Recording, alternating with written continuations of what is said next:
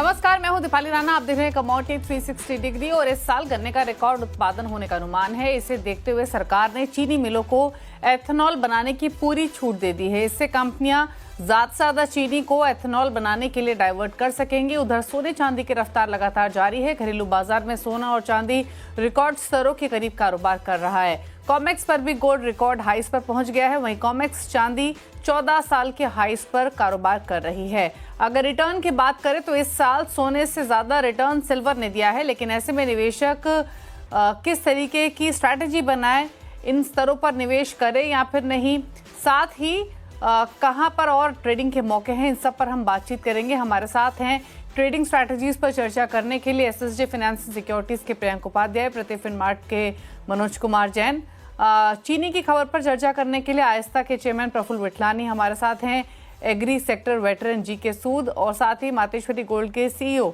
अनुराग रस्तोगी भी हमारे साथ मौजूद रहेंगे आगे शो में, जिनसे हम बात करेंगे सोने चांदी पर।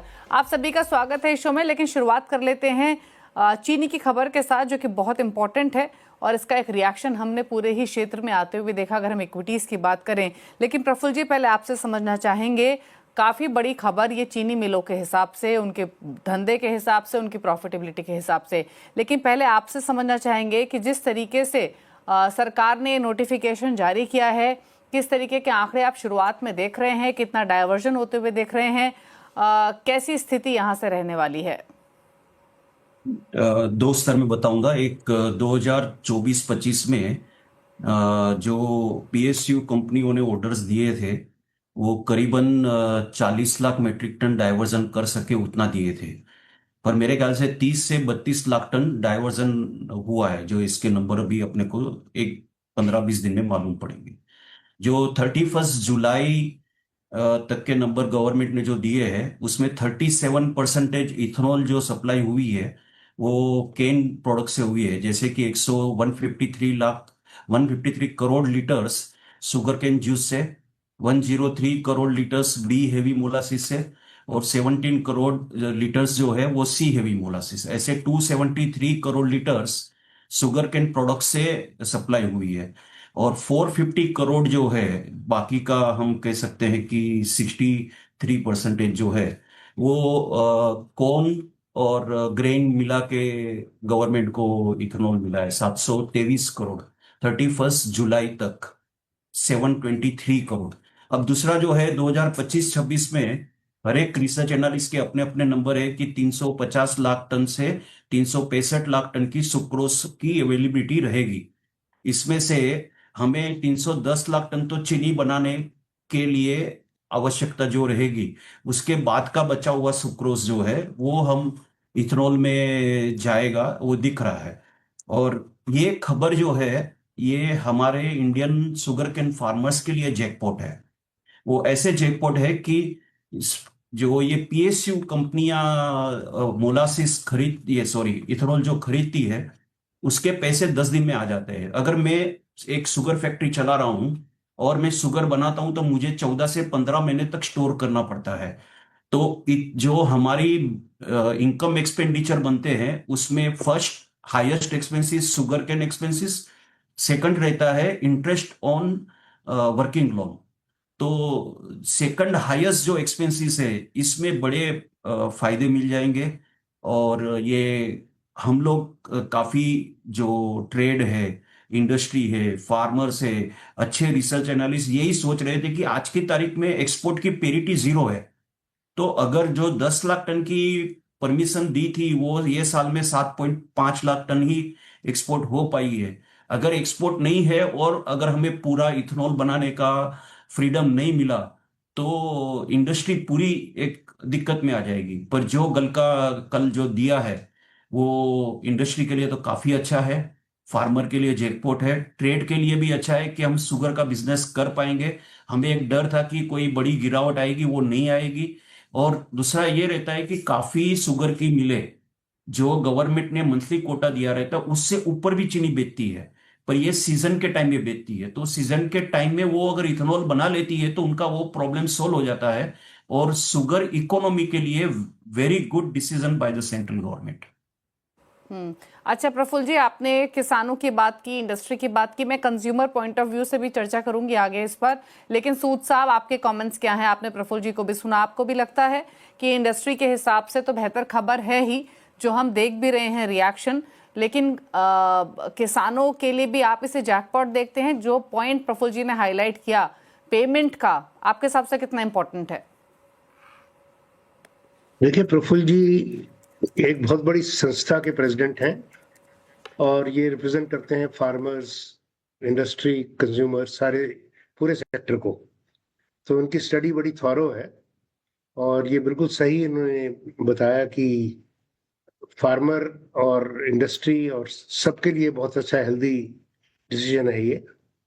शुगर केन कंट्रोल ऑर्डर जो इस बार 2025 का आया है, उसमें एक बदलाव आया, कई बदलाव आए। एक बदलाव ये था कि कितनी कितनी इथेनॉल बना सकते हैं और कितनी नहीं बना सकते, वो शुगर केन कंट्रोल ऑर्डर में आदेश दिया जा सकता है। तो ये जो आदेश आया है, ये उस प्रावधान के नीचे आया है कि वो जरूरी था कि अगले साल की प्रोडक्शन देखते हुए, जो भी कहा जा रहा है कि 35 से 36, कई लोग 37 मिलियन भी कह रहे हैं। आस्था ने तो अभी अंदाजा नहीं लगाया, वो तो 2-3 महीने के बाद लगाते हैं। पर उस हिसाब से गवर्नमेंट ने बहुत सही डिसीजन लिया कि शुगर कंट्रोल ऑर्डर के अंदर ये एक ऑर्डर इशू कर दिया कि इस बार कोई गवर्नमेंट के हिसाब से कोई लिमिट नहीं है। बाकी कमर्शियली वो कितना ऑफर करेंगी, कितना ऑयल कंपनीज एक्सेप्ट कर पाएंगी, वो उन दोनों पर डिपेंड करता है। ओके, अच्छा प्रफुल्ल जी, क्योंकि प्रोडक्शन जिस तरीके की दिखाई दे रही है उसको ध्यान में रखते हुए डिसीजन लिया गया है, कैरी फॉरवर्ड स्टॉक किस तरीके का है? जो रिपोर्ट्स थी, कैरी फॉरवर्ड स्टॉक उतना नहीं है जितना हर साल देखने को मिलता है। प्राइसेस ऑलरेडी हमने देखे। अगर ये डाइवर्जेंस जिस तरीके से अप्रूवल मिला है होता है, कैरी फॉरवर्ड स्टॉक कम दिखाई दे रहा है, तो क्या प्राइसेस को इम्पैक्ट करेगा यहाँ से गोइंग फॉरवर्ड, कंसीडरिंग आगे फेस्टिव टाइम्स भी है? नहीं, ये नहीं करेगा, क्योंकि हमारे पास जो नंबर आ रहे हैं वो कंसेंसस जो आ रही है वो 45-46 लाख टन की ओपनिंग स्टॉक पे आ रहे हैं। और ये बार क्या है कि दिवाली नवंबर के सेकंड थर्ड वीक में नहीं है, दिवाली अक्टूबर के थर्ड वीक में है। तो डिमांड जो है वो पूरी हो जाएगी। दूसरा ये है कि उससे भी अब हमारे पास तो भी 20-22 लाख टन चीनी बचेगी नवंबर के लिए। और सामने सीजन जो है फोर्थ वीक ऑफ अक्टूबर में चालू हो जाएगी। तो प्राइस बढ़ने की कोई गुंजाइश दिख नहीं रही है। और दूसरा, एक जो ये कल का ऑर्डर है उसमें लिखा है कि अगर शुगर के प्राइस इससे बढ़ते हैं तो हम इसको कंट्रोल कर सकते हैं। ये डेफिनेटली बेरर चेक है, पर विथ सम टैग है। और हमें नहीं लगता है कि कोई इतनी जरूरत पड़ेगी गवर्नमेंट को और कोई क्योंकि लास्ट ईयर 40 लाख टन का ऑर्डर दे दिए थे डाइवर्जन के लिए ऑयल कंपनियों ने, पर हम तो 30 से 32 लाख टन ही डाइवर्सिफाई कर पाए थे। एनी हाउ, ओवरऑल ये है कि जो चिंताएं सब जगह थी कि वर्ल्ड में कहीं पेरिटी नहीं है इंडिया शुगर की, यहाँ पे एफआरपी हाई है, एमएसपी बढ़ा नहीं रहे हैं, तो ये क्या होगा सेक्टर का? ये टेक्सटाइल के साथ कहीं गिर जाएगी कि क्या होगा, वो डर चला गया आज की तारीख में। अच्छा सूद साहब, क्विकली, अब डेफिनेटली सरकार ने जो ये फैसला किया है इसके पीछे काफ़ी सारे लॉजिक हैं, तर्क हैं, लेकिन क्रूड ऑयल इंपोर्ट्स को रिड्यूस करने की मंशा हो या फिर इंडस्ट्री को फ़ायदा पहुंचाने की मंशा हो, ओवरऑल अगर आप देखें तो मान के चलते हैं कि एंटायर सेक्टर के लिए ही नहीं बल्कि पॉलिसी पर्सपेक्टिव से भी एक गेम चेंजर स्टेप है। इसके बहुत पहलू हैं। ये प्रोग्राम शुरू हुआ था शुगर इंडस्ट्री के लिए, क्योंकि शुगर सरप्लसेस थी और सब्सिडी गवर्नमेंट देना ठीक नहीं समझती थी। उस टाइम पर WTO में भी ऑब्जेक्शंस आ रही थी एक्सपोर्ट के लिए। तो ये एक प्रोग्राम 2003 से ढीला चल रहा था, तो उसको उन्होंने एक्सीलरेट किया 2018 में। अभी ये, जैसे प्रफुल्ल भाई ने आंकड़े दिए, अभी मेजॉरिटी ग्रेन्स की तरफ हो गया है और ग्रेन्स के बहुत साइड इफेक्ट हो रहे हैं। जैसे पोल्ट्री सेक्टर के लिए मेज की कमी होती जा रही है, स्टार्च इंडस्ट्री एक्सपोर्ट नहीं कर पा रही, पहले एक्सपोर्ट करते थे, मेज की कुछ इंपोर्ट शुरू हो गई है, पहले एक्सपोर्ट होती थी, और ये इतना स्ट्रेट फॉरवर्ड नहीं है। और राइस जो इशू एफसीआई से होता है उस पर बहुत बड़ी सब्सिडी है 12,000 करोड़ की, जो राइस की कॉस्ट है एफसीआई के लिए। और तो तो ये एक किस्म का मिक्स्ड है कि इतना स्टेट, और इसके अलावा करीब 0.5 billion litre chemical industry ethanol import कर रही है ड्यूटी फ्री, क्योंकि वो एक किस्म से मार्केट से बाहर हो गए हैं और उनको अलाउड है वो इंपोर्ट करना। तो जहां तक शुगर इंडस्ट्री की बात थी, उनके लिए ही ये प्रोग्राम शुरू में बना था और काफी ठीक है उनके लिए और शुगर फार्मर के लिए। इसके बियॉन्ड जरा सोच समझ कर करना चाहिए। जो जिस क्रॉप में हमारे पास वाकई सरप्लस है, कोई देश किसी भी प्रोड्यूस का इंपोर्ट करके इथेनॉल नहीं बनाता, और इस तरह से सब्सिडी देकर इथेनॉल नहीं बनती। ओके हाँ जी। ओके अच्छा प्रफुल्ल जी, एक क्विकली एक चीज़ और, जिस तरीके के रिपोर्ट्स हैं या फिर जो एनालिसिस है डाइवर्जन का, आपका भी वही व्यू है? कितना इनिशियली शुगर डाइवर्ट होते हुए दिखाई देगा? दूसरा ये कि ओवरऑल जो क्रॉप रहेगी नेक्स्ट ईयर की, रिपोर्ट्स तो ये भी हैं कि लास्ट ईयर के मुकाबले ज़्यादा स्ट्रॉन्गर रह सकती है, क्रशिंग भी जल्दी शुरू होने की एंटिसिपेशन की जा रही है। आपका व्यू क्या है इस पर? देखिए, एक तो बात एकदम सही है कि लास्ट ईयर से एक्सेस रहेगा। दूसरी बात यह है कि सीजन 1 नवंबर से तो कमिश्नर ऑफ शुगर कर्नाटक ने बोल दिया है चालू करने के लिए, और वही लाइन पे महाराष्ट्र की मिलें भी चालू हो जाएगी, यूपी की भी चालू हो जाएगी। केंट कटर्स जो है दिवाली के बाद जाते हैं वहां पे। जहां तक आहिस्ता का नंबर है, हम जनवरी 2nd-3rd वीक में देते हैं। ये जो मैंने अभी नंबर आपके साथ जो भी शेयर की है, वो काफी रिस्पेक्टेड रेप्यूटेड एसोसिएशन और रिसर्च एनालिस्ट और हमारे इंडिया की जो एक्सपोर्ट होती है उसकी 80% आहिस्ता के मेंबर करते हैं, तो उनके जो रिसर्च एनालिस्ट है उनके नंबर है।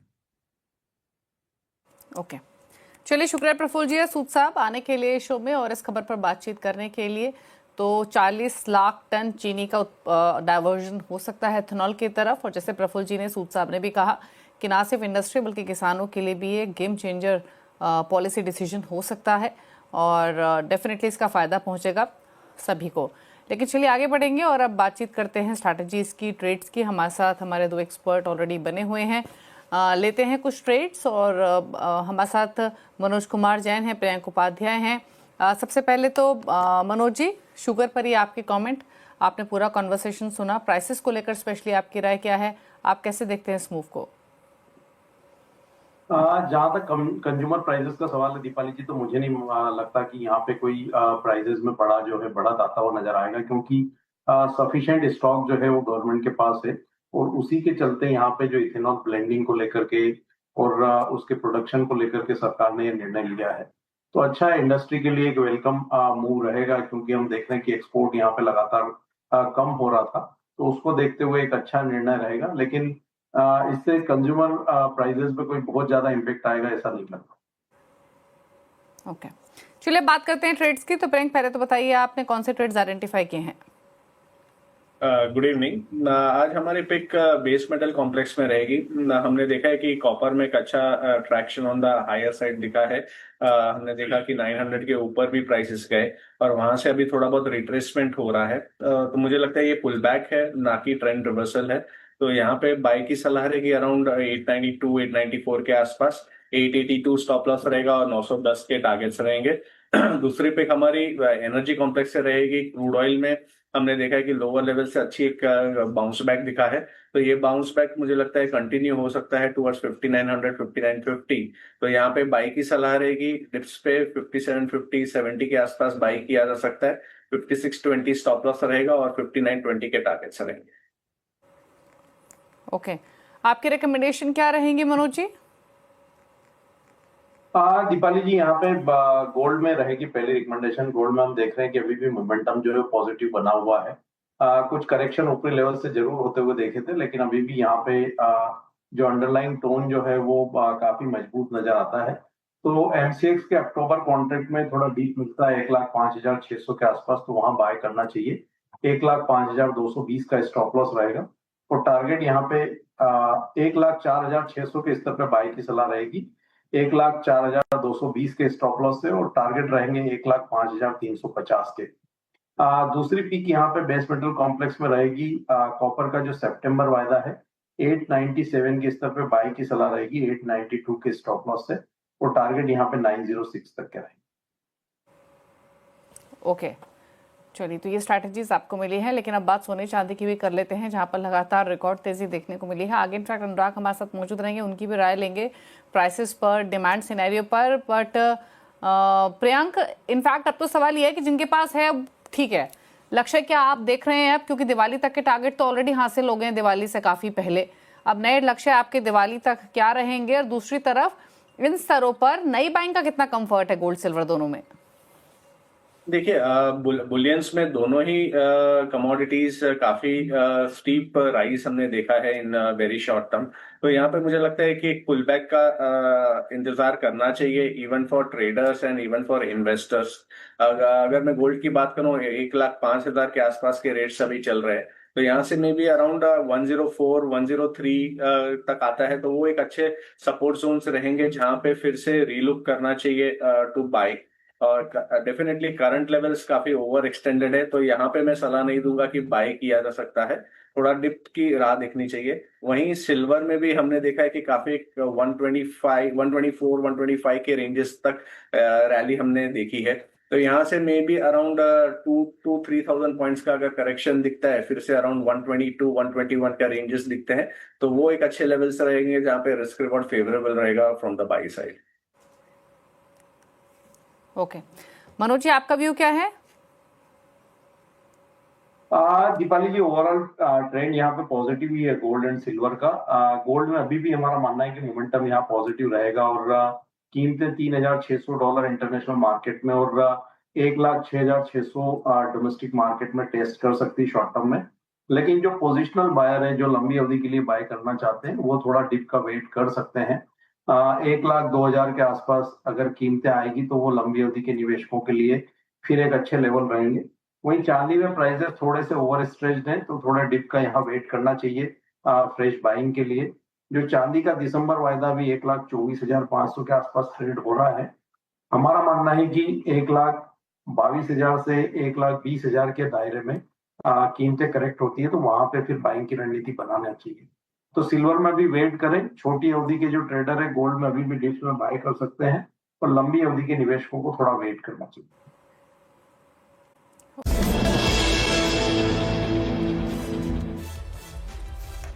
आप दिख रहे हैं कमोडिटी 360 डिग्री। बात करते हैं अब सोने चांदी के आगे की चाल की। हमारे साथ अनुराग रस्तोगी बने हुए हैं। अनुराग जी, नमस्कार, स्वागत है आपका।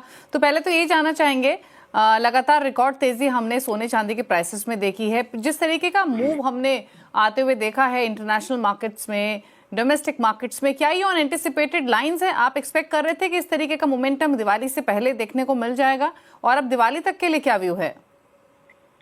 आपके सभी व्यूवर्स को मेरा नमस्कार। देखिए, मैंने लगातार आपके शो पे लगातार कंटिन्यू ये बात कही, जब सोना 95,000 था, 1 लाख पर था, 1,03,000 था, 1,05,000 और 1,07,000 रुपए आज हाजिर मार्केट में है। और तब भी मैं यही बात अभी अपनी कंटिन्यू कर रहा हूँ कि सोना यहाँ से भी अभी हमें बढ़ता हुआ ही दिख रहा है। जो इंटरनेशनल और डोमेस्टिक कंडीशंस चल रही हैं, जो सिनेरियो चल रहे हैं, उसमें अभी किसी भी प्रकार की कोई राहत के संकेत नहीं मिल रहे हैं। और अभी भी हम 1,10,000 से लेकर के और 1,15,000 रुपए के मोमेंटम को जल्द ही टच करेंगे, ऐसा मेरा जो अनुमान था। और यही मेरा अनुमान है कि हम जल्द 1,12,000 से और 1,15,000 रुपए को जल्द देखेंगे, क्योंकि जो अभी आपने देखा है रुपए में एक अच्छी खासी टूटक आई है। इंटरनेशनल क्राइसिस, जो जियोपॉलिटिकल टेंशन्स और जितनी भी चीजें हैं वो ऑलरेडी चली रही हैं किसी भी चीजों में। लेकिन जो एक सबसे बड़ी चीज जो पूरी दुनिया को जिसने असहज किया है वो है टैरिफ वार, जिसने पूरी दुनिया की मार्केट को एक ऐसी असहजता प्रदान की है कि जिससे हर ट्रेड डिस्टर्ब हुआ है और उसका पूरा प्रेशर कहीं ना कहीं आकर के गोल्ड पे ही आया है। तो हमें अभी इसमें 1,15,000 रुपए तक हम जाने की उम्मीद करते हैं। और रह गई दिवाली की बात, तो दिवाली मैडम ऐसा भी हो सकता है कि एक बार ये सोना 1,15,000 जाए, क्योंकि एक बहुत बड़ा हम कहीं ना कहीं बहुत पहले से हम उम्मीद कर रहे हैं कि एक करेक्शन आना चाहिए, करेक्शन आना चाहिए। तो तब तक का क्या सिनेरियो बनता है, वर्ल्ड के कैसे सिनेरियो बनते हैं, उस कंडीशंस में अभी कुछ कहना जल्दबाजी होगी। ओके, अच्छा, डिमांड इन्वेस्टमेंट प्लस फिजिकल कैसे देख रहे हैं आप? देखिए, इन्वेस्टमेंट के हिसाब से जिन लोगों ने भी आज तक किया इसके अंदर अपना इन्वेस्टमेंट, आपने देखा है कि पीछे 20 सालों में सोने और चांदी से अच्छा रिटर्न किसी भी सेक्टर ने नहीं दिया है। और मैं आज आपके इस शो के माध्यम से देश के सभी व्यूअर्स को ये अपना एक मैसेज देना चाहूंगा कि सोने और चांदी ने कभी आपको निराश नहीं किया है। हर भाव में आप अपना इन्वेस्टमेंट कर सकते हैं। आज के भाव में भी अगर आप इन्वेस्टमेंट करेंगे तो भी आपको रिटर्न ही मिलने वाला है, कहीं पर भी आपका नुकसान नहीं है।